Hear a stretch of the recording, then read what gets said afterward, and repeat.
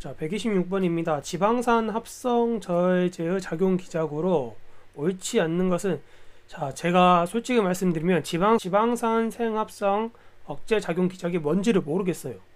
그런데 제가 농약학에서 제초제를 공부할 때 BGH5 이거는 꼭 알아두라고 말씀을 드렸습니다. BGH는 아미노산 합성 저해제고요. O는 옥신 합성 저해제입니다. 대표적으로 뭐가 있죠? 디칸바가 있죠? 반벨이라고 하죠. 디칸바가 있고, BGH는 아미노산 생합성 저해제인데, B는 뭘까요? 모뉴먼트 파란돌로 불리는 프라조솔프린이죠. G는 글리포세이트, 그리고 H는 글루포시네이트입니다. 자, 이것만 아시면은 BGH가 아미노산 합성제라는 거 아시면은요, 답은 3번 쉽게 푸실 수 있는 문제였어요.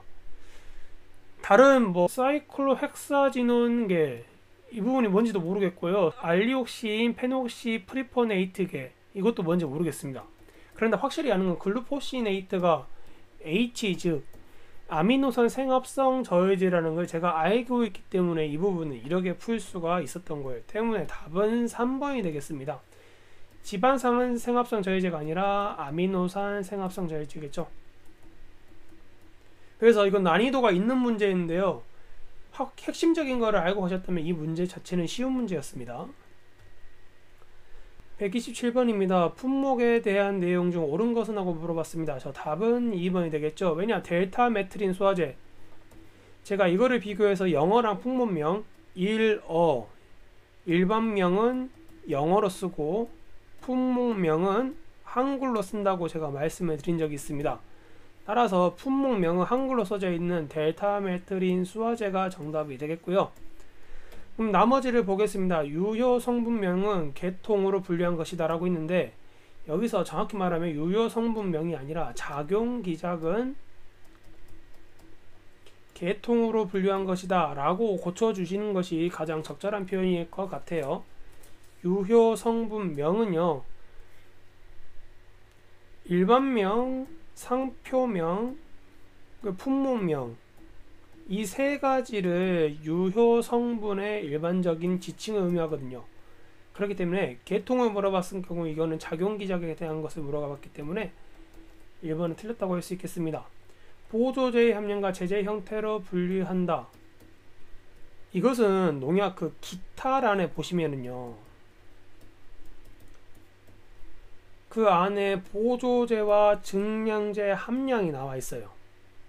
자세히 보시면 유효 성분하고 그 밑에 기타라는 품목이 있을 겁니다. 예를 들어 디노테퓨란 같은 경우 여기다가 디노테퓨란이라고 나오고, 기타의 뭐 계면활성제, 안정제, 증량제를 비율 뭐 10%, 80% 이렇게 나와 있겠죠. 따라서 보조제 함량과 제제의 형태로 분류한다. 이 표현은 품목명에 들어가는 건 아니고요. 유효 성분과 그 밑에 있는 기타란, 그 기타란에 들어간다고 말씀드릴 것 같아요. 유효 성분 계통과 보조제 성분이 동일한 농약이다. 이게 자체가 이게 무슨 말인지 모르겠습니다. 품목명이 동일한 농약은 같은 상표명을 갖는다 했는데, 상표명은 회사의 지침이죠.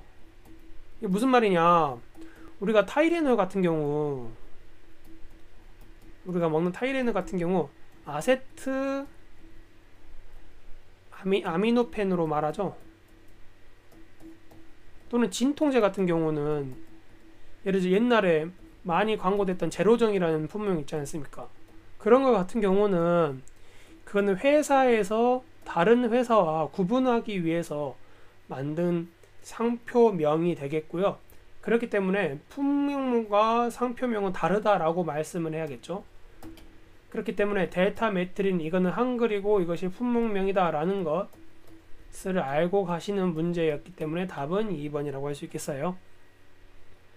자, 호흡과정 저해제에 관한 설명으로 옳지 않는 것은 하고 물어봤습니다. 자, 호흡과정 저해제는 관련 있는 건요, 복합체 저해제를 찾으시면 돼요. 이 복합체 저해제가 일반적인 호흡과정 저해제와 관련이 있습니다. 20A는요, 복합체 3, 복합체 세 번째 작용기작과 관련이 있고요. 다 1은 정확히 제가 무엇이 생각나진 않아요. 그런데 다 3번이 아족시스트로빈이 있었습니다. 그러면은 다니까요. 아족시스트로빈이 이것도 세포 호흡 작용기작 저해제 복합체 3번이거든요. 그렇기 때문에 3번도 역시 맞는 표현이라고 생각하고요. 전자전달 교란하거나 ATP 합성을 억제한다. 이것이 복합체 3번에 관한 내용이고, 복합체에 관한 내용이고요. 미토콘드리아 막 단백질 복합체의 기능을 결혼한다. 여기 복합체라는 표현이 나왔죠? 그렇기 때문에 4번, 5번 다 맞다고 할 수 있겠습니다. 굉장히 어려운 문제였어요. 저도 이 부분은 틀렸던 문제이고 해설을 하면서 저도 알았던 문제입니다. 알라클로로 같은 경우는 저희가 잘 사용하지 않는 농약 제제인데 이렇게 나왔네요. 알라클로르는 K3라고 해서요, 세포 분열 저해제가 되겠습니다. 따라서 이번 문제는 매우 어려운 문제였고요. 틀리시는 분들이 상당히 많으셨을 거라는 생각이 드네요. 따라서 답은 1번이 되겠습니다. 129번 농약의 제형을 만드는 목적에 관한 설명으로 옳지 않는 것은 하고 물어봤네요. 자, 농약 살포제의 편의성을 향상시키죠. 맞죠? 액상수화제가 특히 그랬죠? 최적의 약효 발현과 약해를 최소화한다. 맞습니다. 유효 성분의 물리 화학적 안정성 향상에 기여하도록 한다. 맞는 표현이고요. 소량의 유효 성분의 넓은 지역에 균일하도록 살펴한다. 맞는 표현이죠. 이것을 넣기 위해서 계면 활성제를 추가하잖아요. 유효 성분의 부착량을 증가시키기 위한 다양한 보조제를 적용한다. 유효 성분 부착량을 감소가 아니라 증가시키기 위한으로 고쳐져야 됩니다. 그렇기 때문에 그런 보조제로서 사용이 되기 때문에요. 답은 5번이 되겠습니다. 틀린 문장이죠. 농약의 제형에 관한 설명으로 옳지 않는 것을 물어봤습니다. 액상수화제, 유기용매의 난용성 원재를 물과 합쳐서 수화제를 액상 형태로 바꿔주는 것을 보고 액상수화제라고 하죠. 맞는 표현입니다. 액제, 원재가 수용성이며 물에 녹는다는 거죠. 가수분해 우려가 없는 원재를 물 또는 메탄올로 녹인 제형. 자, 이것도 역시 맞는 표현이고요. 유제, 농약의 원재를 유기용매에 녹이고 계면 활성제를 첨가한 것. 원재 플러스 유기용매 플러스 계면 활성제, 유제 맞죠? 캡슐제, 농약 원재를 고분자 물질로 피복하여 고형으로 만들거나 캡슐 내에 농약을 주입한 제형. 맞는 표현입니다. 그런데 혼중제 뭐죠?